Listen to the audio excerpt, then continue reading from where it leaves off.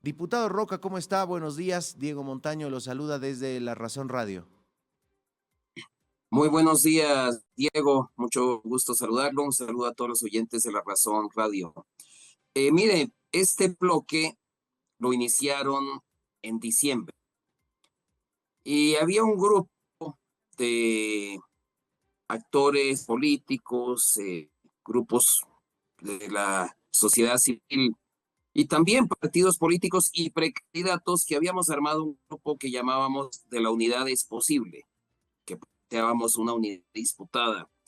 Cuando hace meses antes se invitó a los tradicionales que llamábamos Carlos Mesa, Luis Fernando Camacho, Doria Medina, Tuto, etcétera, a que se integraran a ese grupo de unidad, nos ignoraron, algunos con amabilidad, otros con displicencia, y como diciendo, miren, nosotros aquí somos los dueños del circo, o sea que no hablamos con los payasos, básicamente. Entonces, cuando generaron este bloque de unidad, además pretendiendo que era el bloque, la unidad de la oposición, cuando eran solamente unos cuantos actores, y sobre todo era muy clara la intención de no permitir el surgimiento de nuevos liderazgos, ¿no? De los líderes emergentes que se los está llamando. Bueno, igual hicimos votos para que esa unidad cuajara. Pero lo primero, no, nunca debatieron. Entonces yo decía, da lo mismo que lo definan al cacho, ¿no? A la moneda. Además, no es una unidad de seis, son dos bloques, son Tuto y Samuel, punto. Entonces, ¿cómo definen quién va a ser el candidato? Si no debaten, si no le presentan a la población, a la ciudadanía sus propuestas y las debaten, pues da lo mismo que decidan al cacho, ¿no ve? O a la moneda o con cualquier otro método. Pero decidieron ir por este método de las encuestas. Luego mi vaticinio era que iban a encontrar algún justificativo para cada quien irse por su lado, como que las encuestas daban un empate técnico, qué sé yo. Pero nos dimos cuenta de algo, Diego. Es mentira que quieren unidad. Ahora hay que decirlo con claridad porque conocen la norma electoral.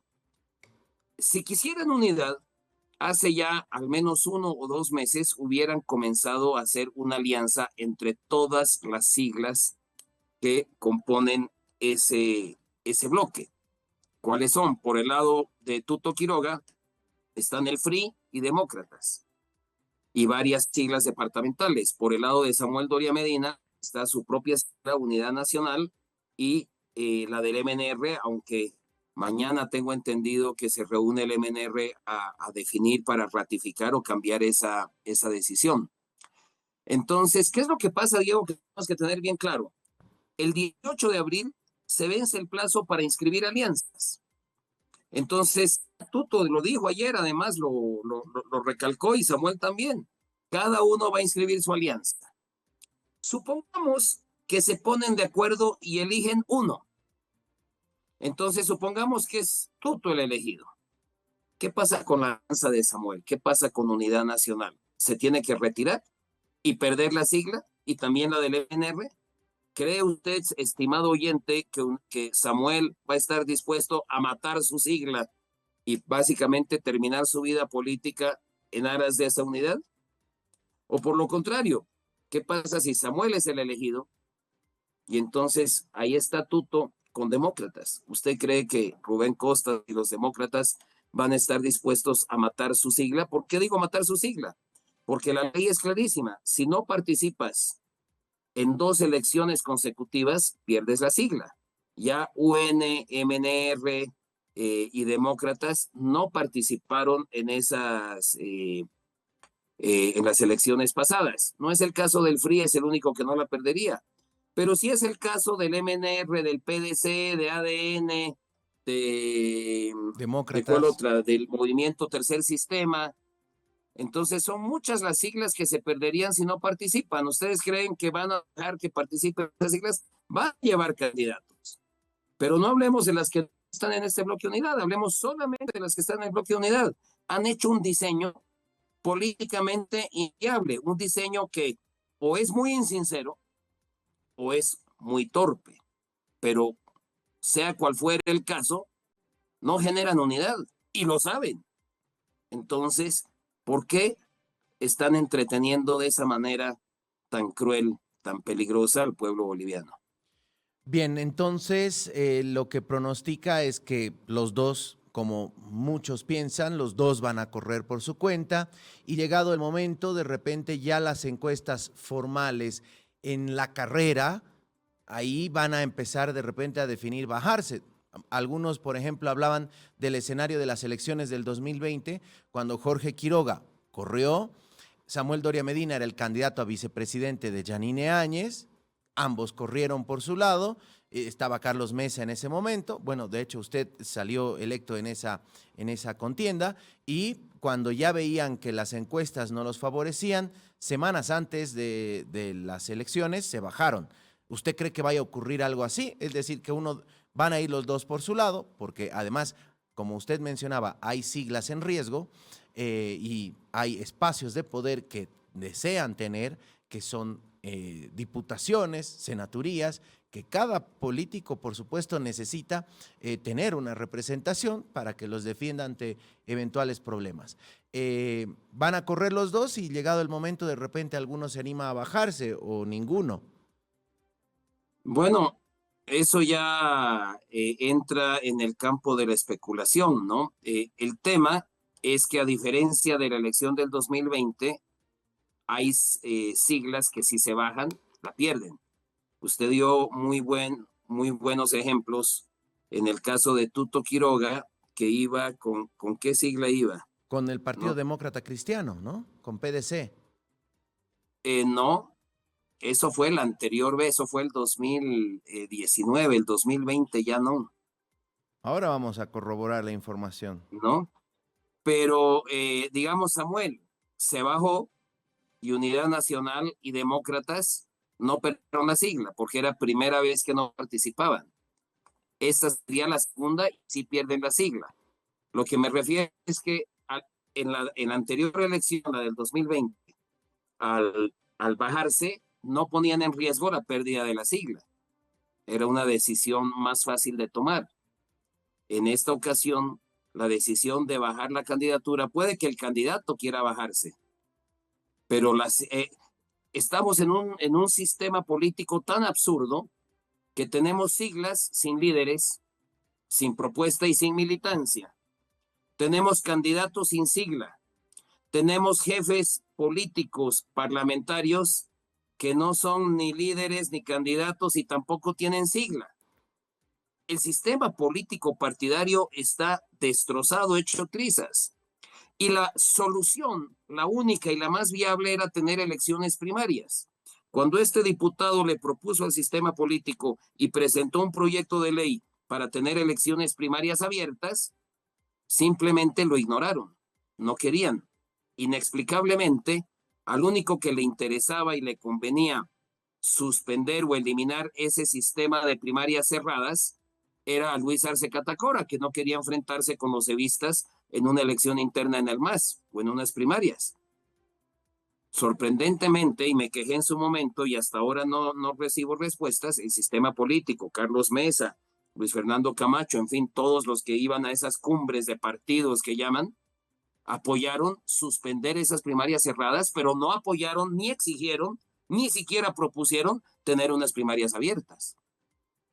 Y eso era lo que hubiera ordenado el sistema político y ojo, tanto para la oposición como para el oficialismo. Los masistas se hubieran ahorrado muchas peleas, muchos problemas porque se pusieron a pelear en la calle, en bloqueos, y a ver quién lograba el control del Tribunal Constitucional o del Tribunal Electoral para ganar en papel la sigla. Entonces, es deplorable que el sistema político tradicional de oposición y de oficialismo nos hayan llevado a este punto, y sobre todo desde la oposición. Lo que más necesitaba la oposición eran unas primarias, oficiales, vinculantes, obligatorias. No lo quisieron. Bueno, como se les propuso, hagamos unas primarias ciudadanas. los candidatos comprométanse a aceptar el resultado de unas primarias digitales ciudadanas.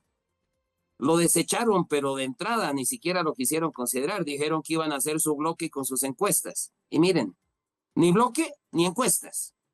Entonces, otra vez, la pregunta que uno se hace, ¿es por insinceridad, por hipocresía política o es por auténtica y genuina torpeza que nos han traído a esta situación?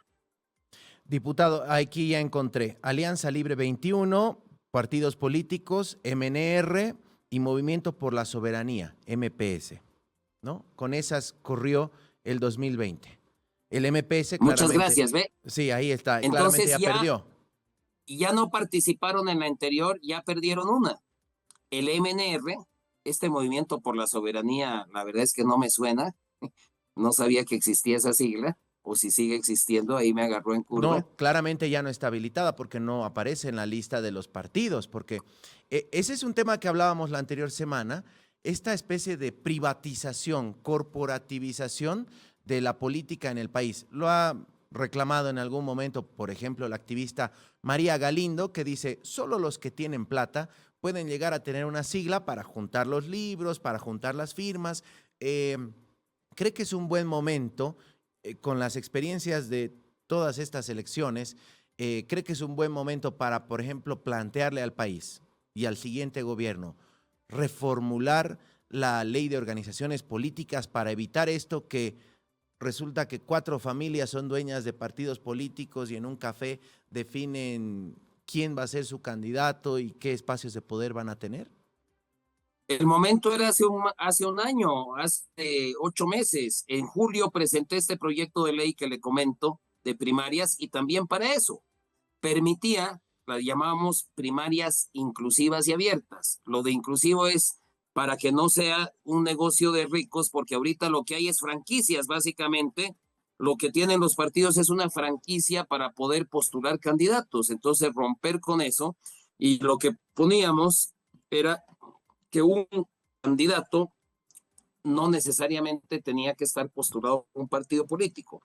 Podía postularse si conseguía el 2% de firmas de respaldo. Y mire aquí, Diego, muy diferente lo que es firmas de respaldo a su candidatura que firmas de militante. No sé, si usted, por ejemplo, quiere lanzarse a diputado por su circunscripción y le habla a gente, ¿respaldarías mi candidatura? Sé que mucha gente diría, ¿sabes qué? Sí, me pareces una persona idónea, te respaldo y firmo. Pero si usted le dice, ¿quieres entrar de militante a un partido que estoy creando? Y la militancia obviamente es un tema permanente de compromiso. Muchos de los que respaldarían tu candidatura te dirían, no, mira, te respaldo al candidato, pero eso de ser militante de un partido, no, yo estoy en otras cosas, no, gracias. Entonces, esa es la gran diferencia y proponía este proyecto de ley, tener primarias abiertas y que los candidatos a presidente y a diputados uninominales pudieran postularse con este mecanismo que comento, sin depender del capricho de partidos políticos, además controlados por gente que nadie conoce, ¿no? Realmente es una pena cómo está el sistema político, pero lo que tengo que decir enfáticamente es que quienes han detentado el poder político parlamentario de oposición los últimos 20 años son absolutamente corresponsables de este desastre que vivimos hoy. Ahora, la pregunta es si con estos actores algo va a cambiar, porque usted nos decía, el año pasado ya empezaron un grupo de liderazgos emergentes, regionales, a pensar en una unidad, pero de repente, y usted lo ha contado, invitaron a estos actores que forman parte del denominado bloque de unidad y casi que sufrieron un destrato con alguno de ellos y dijeron no, en realidad los verdaderos opositores somos nosotros. ¿Qué tanto puede calar esos discursos de decir esta es la oposición que ha convivido con el MAS los últimos 20 años y que le han permitido hacer lo que ha hecho? Bueno, mire las encuestas, me refiero a las de Claure o a las encuestas. ¿Quién va primero en las encuestas? Consistentemente. Ninguno. Otro, no sabe, no responde. Los líderes tradicionales, en la encuesta de Claure, si no me equivoco, el que más tiene es 17 puntos. O sea, después de haber sido, no sé, han sido presidentes, han sido candidatos a la presidencia 4, 5 o más veces. O sea, conocidos, sabemos que lo más difícil en una campaña política es hacer que la gente conozca al candidato, sepa su nombre y reconozca su cara. Eso es lo más difícil y lo más caro, ¿no? Lo tienen desde hace años, pero no llegan a conseguir el apoyo ni siquiera de 2 de cada 10 electores. Y ese es el drama. E insisten, e insisten, e insisten. Y aquí hay algo también que como sociedad todos somos corresponsables. Los medios de comunicación y la prensa. Habla alguien que tiene una propuesta interesante, no tiene eco. Habla el conocido, el de siempre, inmediatamente tiene a su disposición todos los micrófonos. O en las redes sociales pasa algo curioso, que yo escucho a las redes sociales en general decir, no podemos estar con los mismos de siempre, etcétera. Pero alguien anuncia una candidatura y también ahí están los comentarios peyorativos, ¿no? ¿Y este quién se cree que es? ¿Y a este quién lo conoce? ¿No? Entonces, la verdad es que estamos atrapados en un problema en el que todos tenemos algún grado de responsabilidad. Pero veamos cómo estamos, qué va a pasar. El bloque de unidad ya está claro, no es tal. Y lo peor es, nunca ha sido diseñado como tal, porque si hubiera sido diseñado responsablemente, sinceramente, para generar una sola candidatura de todos estos grupos, hubieran formado una alianza. Ahora ya no tienen tiempo para inscribir una alianza de todos ellos hasta el 18 de abril, porque hay muchas siglas que tienen con anticipación, llamar a sus congresos nacionales o qué sé yo, ya no hay tiempo. Entonces, y Tuto Quiroga lo anunció ayer y también Samuel, cada quien va a inscribir su alianza. Entonces, si después eligen uno, bueno, no puedo decir 100% seguro, pero hay una altísima probabilidad de que las siglas no van a querer inmolarse, no van a querer matar las siglas los de UN o los de Demócratas o los del MNR y las otras siglas que están también por fuera, PDC, ADN, etcétera, no van a querer. Entonces no hay no hay esa unidad. Entonces estamos ante esa realidad que hay que decírsela a la gente. Dejar de entretener a la ciudadanía con la esperanza de una unidad que no se va a dar, porque no la han diseñado para que se dé, la han diseñado, creo yo, para hacer perder el tiempo, porque no es que no supieran lo que estoy diciendo, lo han sabido, o quizá no pudieron ponerse de acuerdo y tuvieron problemas, pero da lo mismo. La unidad Haniwa no va a haber, no han diseñado un mecanismo para que haya unidad y encima se pelean y como cuando yo era chico y con mis hermanas y mis primos nos peleábamos de niños 4 o 5 años, no les importaba a mi papá quién había comenzado, que él me dijo, que me quitó mi juguete, que no, al peleado y al peleador, todos castigados.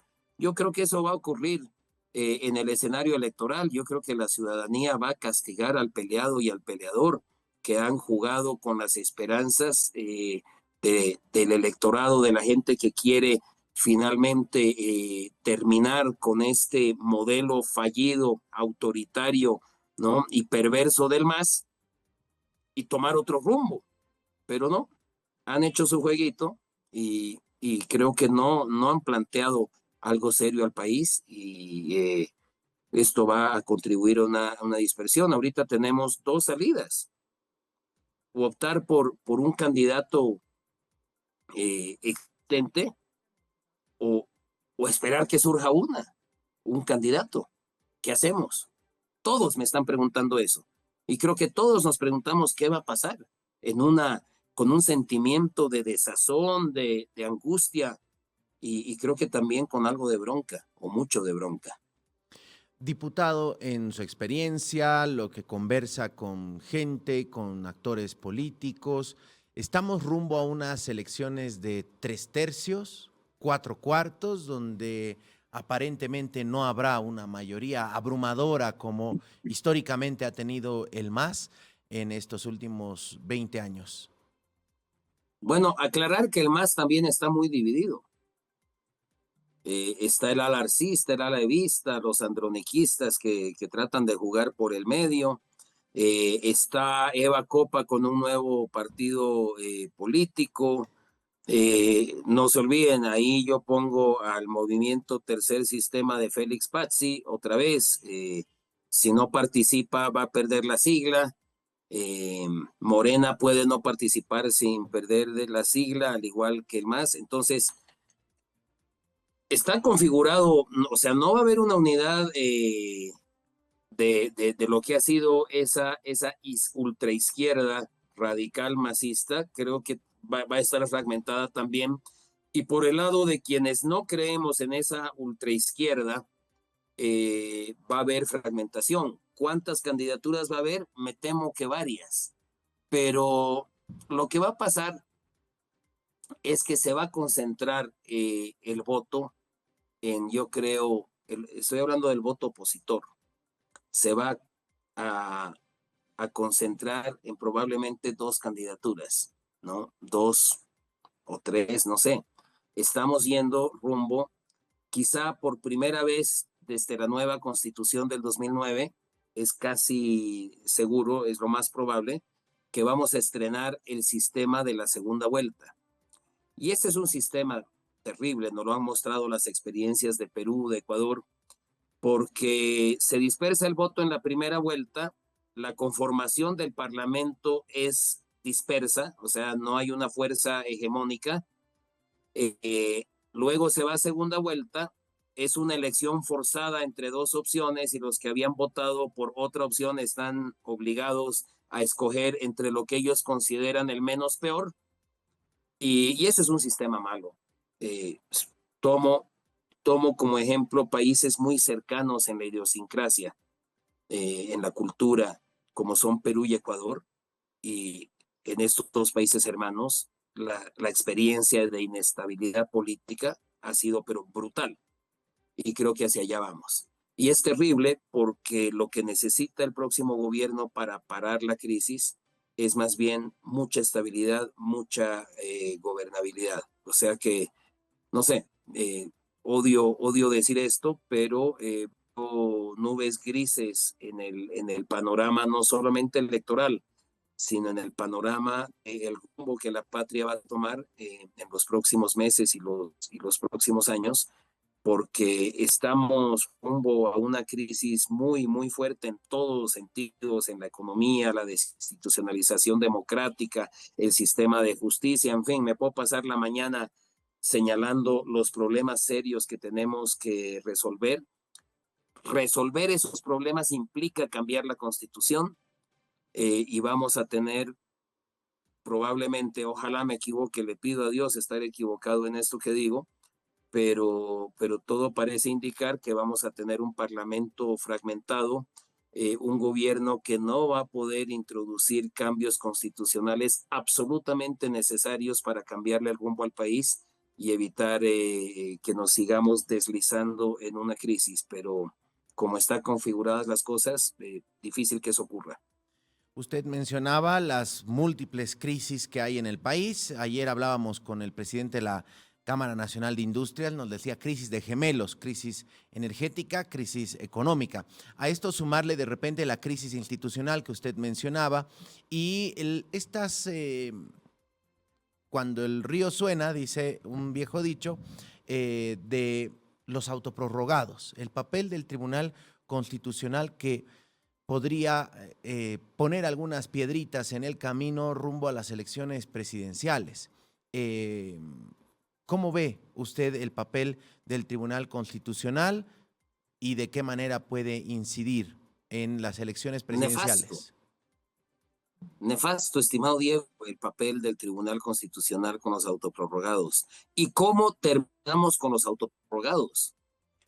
Y yo me pregunto, y es importante que la población se pregunte, ¿por qué si la oposición era y es la primera mayoría parlamentaria ante la fractura del MAS, ¿Por qué esa oposición, quienes han guiado las estrategias, las acciones de la oposición, terminamos con los autoprorrogados? ¿Por qué esa oposición servil funcional nos metió en un callejón sin salida? Fíjense que la excusa para no tener elecciones primarias era que la prioridad son las elecciones judiciales. 6 años más de meternos a un sistema, pero probadamente fracasado y pestilente, corrupto. Y la excusa de eso era, no, es que es la única forma de que los autoprorrogados se vayan a su casa. Y siguen ahí, 5 de ellos, que hacen mayoría. Y seguimos con una espada de Damocles sobre la cabeza de que si va a haber o no va a haber elecciones generales. En el Parlamento ya está el lobby, hablan, ¿no? Hablan de autoprórroga, ya de los parlamentarios, de prorrogar al gobierno. Yo les digo, pero ni una hora más nos podemos quedar. Este diputado no se queda ni una hora más después de que termine el horario laboral del 7 de noviembre. Eso sí, hasta la última hora voy a estar dando la batalla, ¿no? Y ejerciendo el mandato que he recibido, ejerciendo con responsabilidad eso, pero ni una hora más. Pero ya en el Parlamento se está hablando de prórroga. Entonces, y eso es lo que da bronca. O sea, quienes han conducido y han llevado la representación oficial de la oposición a esas negociaciones con el gobierno, a esas negociaciones parlamentarias que han logrado. Y le pongo nombre y apellido. Carlos Alarcón y Enrique Urquidi, actuando en nombre de Carlos Mesa. No sé si Carlos Mesa estará al tanto de lo que hacen y deshacen. Pero son los mismos, Carlos Alarcón también diseñando este bloque de unidad que nos deja en la situación que estamos. Entonces tenemos que entender que los problemas del país parten de una visión, pero irresponsable, por decirlo menos, siendo benevolente, de quienes han estado representando y conduciendo oficialmente la disque oposición. Yo soy opositor, pero he peleado duro contra esas prácticas que no hablemos de la anécdota, de lo que pasó, lo que no pasó. Hablemos del resultado, está a la vista. Seguimos con autoprorrogados, seguimos con un sistema electoral y de partidos hecho añicos que nos tienen en esta situación. Seguimos con un sistema judicial de elecciones, a partir de elecciones judiciales que no nos sirven, condenados a 6 años más de eso. Entonces, que rindan cuentas y tienen la osadía de volver a pedir el voto y presentarse como la única opción de oposición. Eso sí que es muy osado. Y la población lo tiene que saber.